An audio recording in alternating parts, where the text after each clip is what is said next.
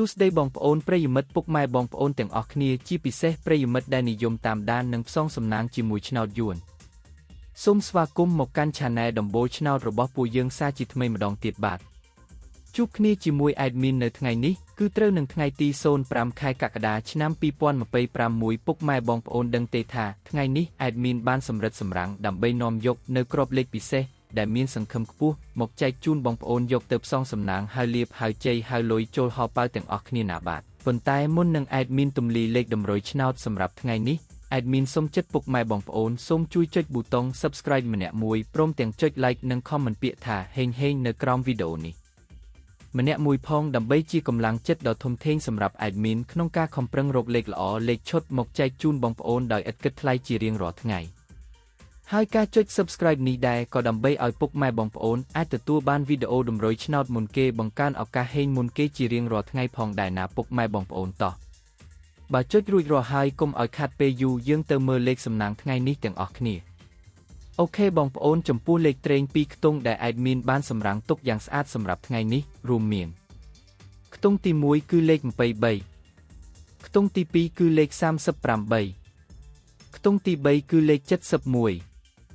និងខ្ទង់ចុងក្រោយគឺលេខ67ចំណែកឯឆ្នោត3ខ្ទង់វិញម្ដងដែលជាលេខធំលេខបុកកំប៉ុងបងប្អូនអាចយកទៅលេងគុណបានគឺមានលេខ578គុណ922គុណនិងលេខ519គុណបាទ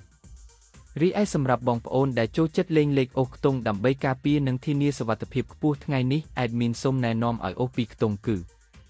អូសខ្ទង់20និងអូសខ្ទង់70បាទដើម្បីកុំឲ្យបងប្អូនមានការភ័ន្តច្រឡំឬកត់មិនទាន់ Admin សូមបញ្ជាក់និងរំលឹកក្របលេខសំណាងទាំងអស់នេះជូនម្ដងទៀតក្របត្រេង2ខ្ទង់23 38 71 67ក្របធំ3ខ្ទង់578គុណ922គុណនិង519គុណលេខអូសខ្ទង់សូមអូសខ្ទង់20និងខ្ទង់